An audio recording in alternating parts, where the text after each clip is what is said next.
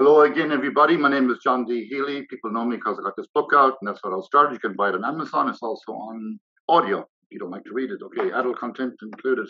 My sponsors are Liffey Moving Company. We'll have a big birthday coming up in next year. They'll be 50 years old. Today, I have another special guest. All my guests are important. Today is no exception. His name is Michael D McAndrew, and he is a sports journalist with Midwest Radio, and he's on here from Ireland, and he's also my nephew. Michael D, let's talk about you, where you were born, why sports, and why sports journalism, and talk about that. Okay, John, thanks for having me. Great to join you on the podcast. Yeah, I suppose there's a lot in that. I'm from Glenamoy, and I'm the youngest of three. I've worked for Midwest Radio now for 11 years as a journalist, both in sport and news. Also work in current affairs there. Started off in St. Paul's National School in Glenamoy, went on then to Cosh de Cumán in Rossdurch. I was there until 2008. And then I went to Dublin. I was there for 2 years, studied journalism, loved it, and went on then to Wolverhampton in England.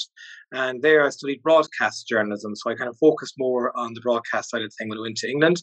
Did a bit of work over there for BBC Birmingham and really enjoyed it. And I had every intention actually going back to England.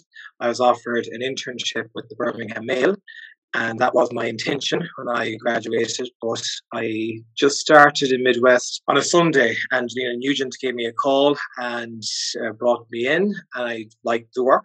It was only 1 day a week. I had 5 days in Birmingham, but I said I'd stick with it. 1 day led to 2 days, 2 days to 3 days. And eventually I persisted and they kept me on full time. And I'm there ever since. As I say, the rest is history. Well, persistence paid off, didn't it? When you studied like broadcast journalism in Wolverhampton, like did that entail more? What would you tell me? What did it entail that's different from? Yeah. So like it entails a range of things really, like you have different modules. So like I've also studied media law in that, but in terms of the broadcast journalism, like in fairness, over in England, that university, it was great lecturers that worked for BBC, worked for ITV. It was a broad range. It was like television broadcasting, radio broadcasting, new media was a module at the time, focusing on what we're doing now, podcasting, that type of interview, mobile journalism, all of that was very much new. Now it's every day, it's a common thing that we're all doing now. But that time, 10, 11 years ago, it was pretty new. That was part of the module as well. And everyone knew, I suppose, at that stage that journalism was changing, going to be changing, and we're in the middle of it now.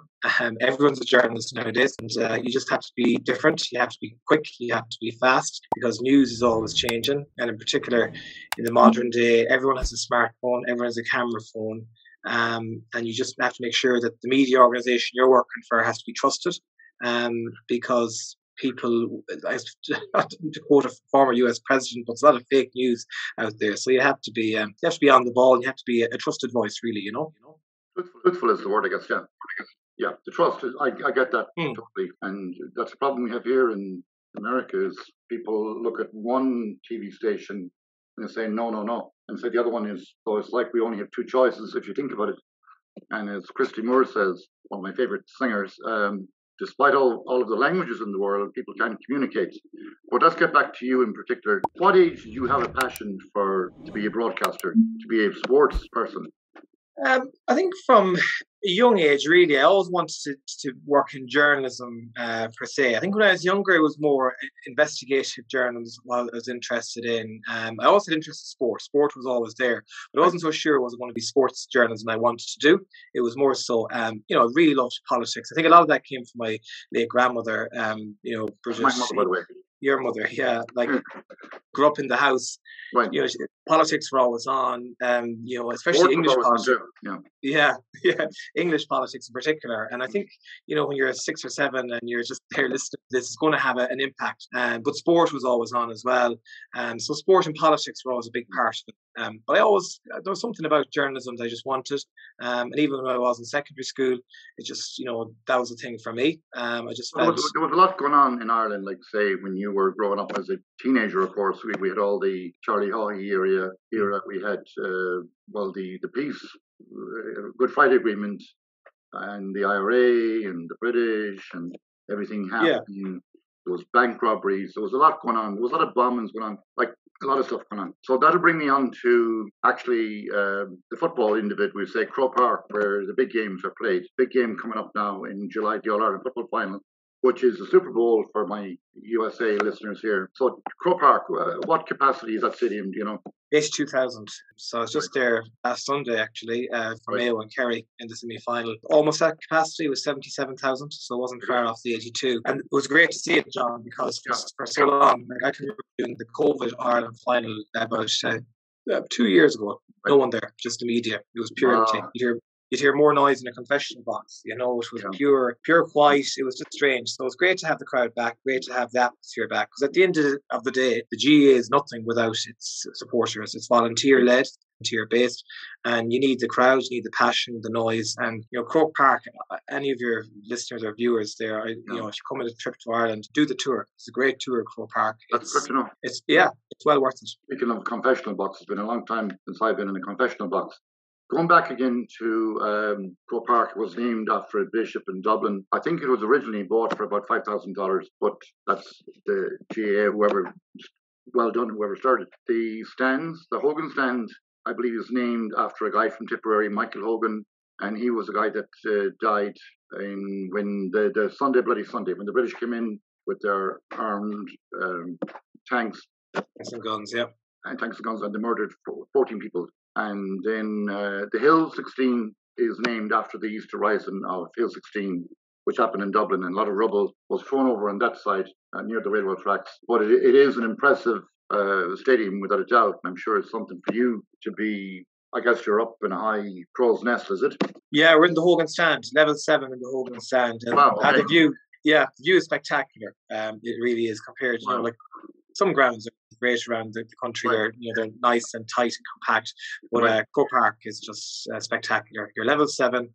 You have a screen in front of you. The view is just perfect. Yeah, and that begs another question. Let's say, like, Croke Park is in Dublin. So if Dublin are playing, they have the home advantage. And is that is an advantage? Yeah.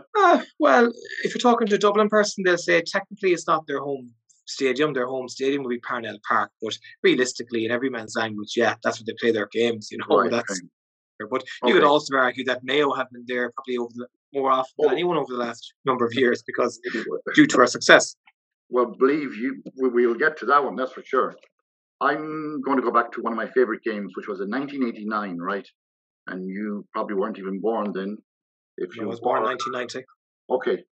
Well, if you were born in 89, well. 89. That was a game. That was Cork and Mayo, right? And there's some significant stats I have from that. I watched the game many times. So, for example, Willie Joe Padden from your town and my town, close to Glenmoy, Belmullet. At the time, Willie Joe was 30 years old, right? And looking back now, it sounds like that he was an old player, but he wasn't. I always give credence to experience. And he scored the first pint for Mayo on that day and got across the bar. And other players were. I'm trying to get here, is there a certain balance of an age for a player? Like, say the Mayo team now, should they bring on? I know I often listen to your commentaries with your colleague. Carney. Yes, Mr. Carney. Yeah, very, very, and you're a good balance actually. Both of you. I compare you to an Irish coffee. It's like enough coffee, enough whiskey to keep the highs and the lows and the buzz going in the commentary, yeah. But Willie Joe then was 30 years old, and I know people are calculating his age now because they 89 and you had 32 and whatever, blah blah. Okay, so is there a time for young people to get into the sport, and is there a time for people to get out of football? It's a young man's game. Yeah, it's a young man's game. There's no doubt about that, John. And even more so now in the modern era, it's practically a professional game. It's amateur, but it's professional in everything they do. They train like professional athletes. They are professional athletes. It'd be unusual now for guys to keep playing into their late 30s, mid 30s, bar the goalkeeper. A lot of them would retire around the 32 mark.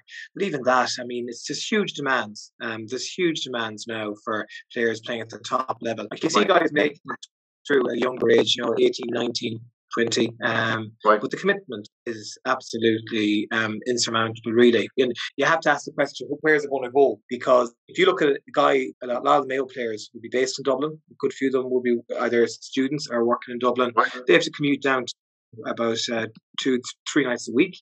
Right. The matches, it's just a massive commitment. Yeah. But yeah, like there's huge demands. There's no doubt about that. So I think, to answer your question, yes, the more the sport is developing, the more GA is going on, you need to be, it's young man's game, as to say. But some are the exception. If you look after yourself, good Lee Keegan, he's 32, looks after himself, and he could easily keep going for a while. But then again, it's up to himself. He's a young family, so everyone has their own decisions to make, Yeah, indeed. And that brings me back, like, kind of another question is, like, if you take, like, say, Mayo, where both you and I were born, like, it's the third largest county in Ireland. It's the least populated. So you might say, if you compare that to Dublin, where they have a bigger choice of selection, they have a bigger choice of clubs. They probably have more, I wouldn't say professional clubs, because I'm sure the clubs are all up to standard. But is that has to be, okay, compare that to Leitrim, right? Yeah. Okay, so Leitrim probably, I don't know who's left in Leitrim. I hope the last person that left locked the gate. But to be fair, like Leitrim, with regards to football, Leitrim have Andy Moore there at the moment, and they're doing very well in their own division. But they're a different league and different standard to Mayo. And this year they introduced Talton Cup, which is for teams of Leitrim and slightly standard. And then Mayo are a dominant team. They're one of the top teams in the country, and have been now for years. And I had this conversation actually with Mark Carney in recent days. There's children, they're not even children, they're men and women in their early 20s now, and they don't know what it's like to experience Mayo not being in Croke Park. You mentioned 1989 there. Like, before that, there was a real drought and famine in terms of Mayo football getting to the top stage. Like, Martin's the 70s, 80s, there was just, you couldn't win a Connacht title for love nor money. If you look at it then, you go into the 90s, 96, 97, we thought we were in heaven. We lost those games. We know we got to Croke Park. 04, 06, we were in Ireland finals. Then when James Horn took over in 2011, every year that he was in charge of Mayo, we got to at least a semi-final. This year, we got to quarter-final. Some record.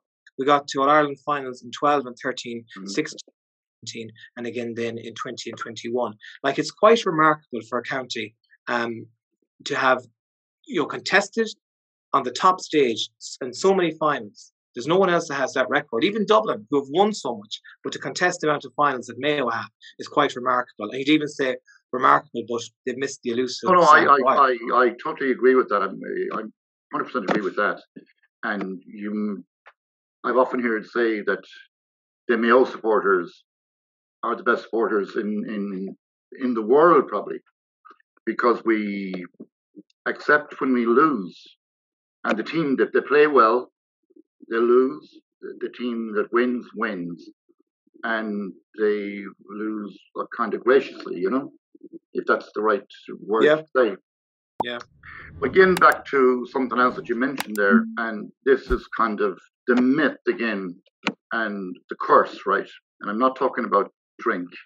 The curse, which is, for my listeners who know what this is, but it was something that some priest put on the team way back in, I don't know, when was the last time Mayo won in All-Ireland, 1951. 1951. Okay, 51. So, as they say, the story goes. Okay, tell the story.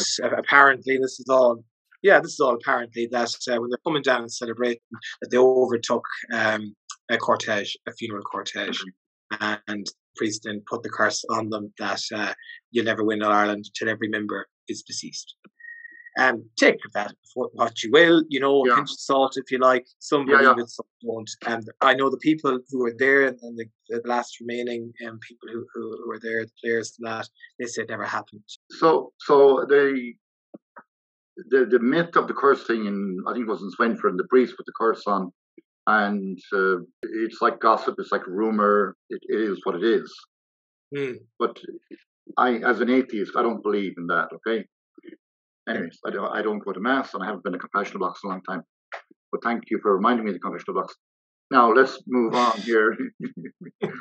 Maybe you should pay a visit to it sometime, John. I should. Well, I think I used the podcast for my for your sins. For my sins, exactly. So on that same team with Willie Joe Padden, Lee Michal was another player that played with Willie Joe Padden. Now he also played basketball, right? That's right. Yeah, and that kind of leads me to another question about yourself this time. Is like, say, your passion seems to be the Irish football, Gaelic football. But if you had another choice of a sport to do commentary on, what would it be? Would it be the horses, the dogs? Yeah, I love horse racing, John, and it's something actually I would love to try sometime. It now take a lot of work, a lot of effort. I have commentated on boxing. A great night about 4 or 5 years ago in Castlebar, Ray Moyle fight. And it was spectacular. The atmosphere, I loved it. So that was a great. Other sports has been just GAA, hurling, Gaelic football, ladies football, boxing. That's what I've ticked off at the moment. But if I was to commentate another sport, it would be horse racing. I'd give it a go. But no, why not? And the other one, like I must mention a few friends, like my friend in Castlebar, John Healy, like yourself, was a radio journalist. He worked for Radio na Gaeltachta. And he approached me one time to sponsor basketball in Castlebar girls. And I think his daughter Trina played for that team. And they were very successful. And I loved Sean dearly because he always had a smile and a laugh, and he was a good commentator like yourself. And he said to me, they're playing basketball. He said, but they're like little chickens, you know. So the irony of it was like small girls playing basketball. Unlike Liam Michal, who was probably 6'4", will give him all the scope he needs. So let me see what else I for you. So here in New York, so people know you well. 89 again. I was selling a property in Glencastle to John Murphy, who became a good friend of mine. His brother and Mike Murphy's here in New York, and Mary, they're great friends here. They listen to Midwest all the time, and they have great. And John Murphy was buying the property off me, the bar and lounge in the Glenside Tavern, and we haggled, of course, a little bit. And then John Murphy said to me, okay, one more thing, like Colombo. He said, I need 4 tickets for the game, for the All-Ireland football final. Not easy. Why is the demand for tickets such a panic? Like you said, the stadium holds 80,000 people, right? Isn't there enough tickets for everyone? Well, there is, John, but people like a good spot. They like Hogan Stand is always the preference of many, for simple reasons, because it's just easy to get to. Cusick Stand, you have a longer walk, about 15, 20 minutes walk. Then you have the Hill 16, you're standing up. Generally, the Hill 16 is popular amongst Dublin supporters. They like to have the blue, the blue on the hill. And you have the Nally Stand, which would be the Davin Stand now. That's again behind the goals. The best view really is between the two 45-metre lines. Lower Hogan, Upper Hogan, I think, is good. That's where I broadcast from. And then the Cusick Stand is perfect as well. But just, I suppose, they don't be long selling, John, because Mayo supporters, as you said earlier, they probably are one. They're one of the best in the country, and they bring huge amount of people, huge noise, huge colour.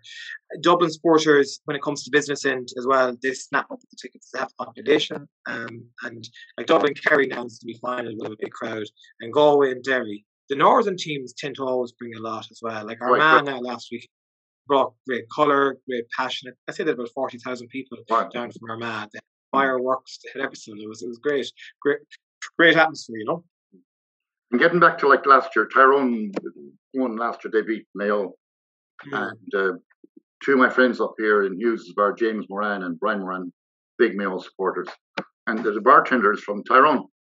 And 2 weeks prior to the game, his lips were sealed like that. And what happened then? What happened on the day with the Mayo Tyrone game? Mayo were favourites. What went wrong? That's a good question, John. What went wrong?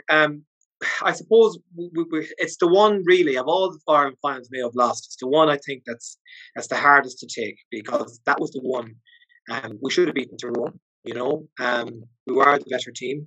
It just didn't happen for us. We didn't get our matchups right. We didn't. Just doesn't seem to go right for us.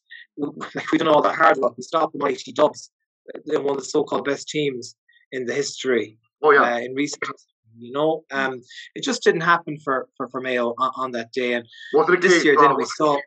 Was it a case of like where Mayo thought all they do was wake up and show up, and whereas Tyrone figured, well, we'll give it our best shot. Yeah, absolutely. From a Tyrone perspective, that was it.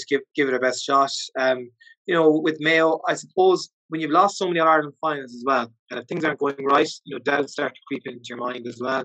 And it just didn't happen. It never looked likely for us. We just didn't show up, and that can be a myriad of reasons, really. No one knows exactly. It's like what your colleague says, your opposite commentator says. There's no point like fighting half a battle. You have to win the battle. You have to win the war. Does that sound like what he might say? True. That's similar. Yeah, it is. Like, the big thing, John, is, and it's been our Achilles heel for years in Mayo, is forwards. Guys that can put the scores on the board. It's okay being the dominant team and having possession and controlling the game finish. Right. But if you're not putting the scores on the board, that's the bottom dollar. Look at last weekend against Kerry. What let us down? We had 12 wides and we had 5 or 6 shots short of the keeper's hand. We're unfortunate. That was a game that could have been won too. Absolutely. Yeah. Well, yeah. Based on opportunity. Based on opportunity, yes. Yeah. We're in hard luck as well in terms of 2 of our best forwards we produced in the county for the last, I don't know how long, are injured. Tommy Conroy and Ryan O'Donoghue both out. I mean, luck is just, Michael Plunk, another guy. You make your own luck, and we're not ones for making excuses. Right. But at the same time, we've been. Well, you pick yourself up and move on. Even Adolf Hitler said that: if you win, no need to explain. If you lose, you shouldn't be around. But anyways, money saved for your Auntie Rose and her friend Teresa O'Malley this year. They're not booking the flights now this time because Mayo's not there. I want to bring up another of your uncle Pat and my brother. They produced this book actually. It's called Grassroots, and it's little stories from all over Ireland about kind of comical football GA stories from back in the day. But like, again, way back in the day, when there was like no dressing rooms, no showers, no proper pitch, no whatever. And one I kind of get a kick out most from Glenmoy, where Pat Healy had a few acres of land there for a football pitch. And he said if a guy kicked the ball into the neighbour's field, there was a cross bull there, and that'd make you run quick to get the ball out and back. And speaking of... there's some great stories, John. There is some great in that book. Book. And that's something that we don't want to lose in the GA, because what makes the GA special is those type of stories. Having 15, 16 lads in a car going to a game. I know you wouldn't get away with it now, but that type of stuff. Having the social aspect of it after a match as well, going to the pub, talking about the game. You could batter the head out of a fella on the pitch, but then afterwards you shake hands. Oh yeah, absolutely, 100%. And in fairness, like to my brother Pat and your uncle Pat, like back in the day, he was instrumental actually in getting a lot of local players, like Gabriel Irwin from Glenmoy was the goalie in '89, and Willie Joe, and many more like that. Like Mayo is a strange county insofar, third largest county, as I said earlier on, but then the selection like is from wherever someone is influenced. A bit like, as you know, like with rugby is very elite, it's like doctors and lawyers, that type of thing, and it has a certain... That's changed. That's the way it was, John, with rugby. It's definitely changed now. I mean, like even today I see the 4 Connacht players included in the Ireland team. I'm glad to hear that. And one from Ballina, Dave Heffernan. So it's great to see that is changing. And, I know the point you're getting with as well in regards to Mayo and selection and historically, and maybe some would argue still to this day, it's harder for guys from rural clubs and from junior clubs to get on the county team. Thankfully, from our own club, Kilcommon, we have Liam Maloney now on the minor team, and they're playing the Ireland final against Galway in 2 weeks' time. And that's a huge achievement for a small junior club, in Erris to have someone on the Ireland final. It's fantastic. It's like years ago we had Fintan Ruddy, we had Gabriel Irwin, you mentioned. That's the proud moment really when you see a guy from your own area, from the village playing. That's what brings it up. The county, absolutely. And I remember Pat Healy being at a function one night in Crossballina, and he emphasised that they should be starting like from a very young age, like from schoolboy up, and to see how it goes. And in Glenmoy, actually, John, on a Wednesday night, I'm the chairman of the local club Kilcommon, and we're part of 140 children from the ages of 5 up to 13, and they're boys and girls training there on Wednesday nights, and it's fantastic. And that's the future, as you said. You have to start them young. You have to start them young. Yeah. And I must mention another. This podcast getting very clannish here. Your brother Kieran McAndrew is here in New York, and he is the vice president of the Mayo Society, and they're very involved in promoting sports and culture and that. And his colleague there, and my good friend as well, is Betty McLaughlin. Betty is from Dinnermoyne as well. And the Mayo Society does a lot of good work here in New York. And anybody listening should look up MidwestRadio.ie to learn more about the culture, things to do, and the sporting things to do for promoting sports and Irish culture here. And the Mayo Society actually was founded back in, I think, the time of the famine, That's when it started initially, and it's still going. And your brother Kieran is vice president, and Betty is there as well. I think Mr. Mann is president, and they do good work, and they have a lot of functions and that. So, life goes on, Obla Dee, Obla Da, that's from the Beatles. And I must give a few shout outs now to your colleagues in Midwest Radio. I remember advertising Midwest way back. Jerry Glennon is still with you, I hope. Yeah, he is. Good friend of mine. Yeah. Very good. Give him my regards. We had lunch today together. Good. We'll give him my regards. He interviewed me many times on my own restaurant in Kildare. And Paul Claffey. Well, what can I say about Paul Claffey? Paul Claffey is like what Dolly Parton is here to American. I mean, who doesn't love Dolly Parton? Everyone loves Paul Claffey. And I think Paul will love that comparison. Yeah. Well, tell him to leave the bra on. Okay, it's just a gesture of love. Tell him it's a bouquet from me. Because I did help him here with the Beat and the Beats, which was a big event here in New York in Yonkers back in the 90s, and I was one of the sponsors as well. And there was lots of good friends there from Killala, Sean Golden, and May Golden, the Hannick family, and lots of supporters. And it was a great gathering of music and culture as well. And, music, culture, sports, it makes us Irish people what we are, all of us. And you said it well earlier on, with people from Dublin and Cork and Kerry Clare and the Northern teams as well. It does bring us together. And you can have that little bit of a scrap on the pitch, but you can shake hands afterwards and have a pint and say, we're all good. And I found it interesting, actually. I think it was last week's game, the one where, where they say, give cheers, 3 hip hip, hooray, to the losing team, to Mayo. Yeah. And that's a great mark of respect, I think, for the winning team to say it was played like real sportsmanship. Would you agree with that? Of course you would. I'd agree with that 100%, Sean. 100%. Sportsmanship is everything. That's why we play, and that's why we love the sport. And I think, as you mentioned there, it's just so important to acknowledge that, win or lose, shake hands afterwards. Absolutely. And once again, my guest today is Michael D McAndrew. He's a sports journalist with Midwest Radio. He is from Dinnermoyne, where I'm from as well. And if you haven't been to Dinnermoyne, listeners, it's an idyllic, beautiful place, beautiful river, and a beautiful tavern there called the Angler's Rest, where you get a good pint of Guinness and no fancy cocktails, but that's enough. Guinness is good enough for me. Get mojitos, John. What's that? You get mojitos if you want them. There you go. Now tell me, anything else? We could talk all night here, We could talk all night, but I feel we'll keep it like the mini skirt. It's probably 7 o'clock where you are, and it's getting to 2 o'clock here in me. Good, Michael D. The name of my podcast is called It's Good to Talk, right? And it's on YouTube and all that. Pat Healy's book is called Grassroots, Stories from the Heart of the GAA. And my book is right behind me, Tony McGurn, on Amazon and also now on audio. A lot of profanity in it, so be careful. Not for young-hearted and not for people that are going to confessions every day. Or if you do, you'll be going again. Michael D, thank you very much, and we'll talk soon. Thank you very much, Sean.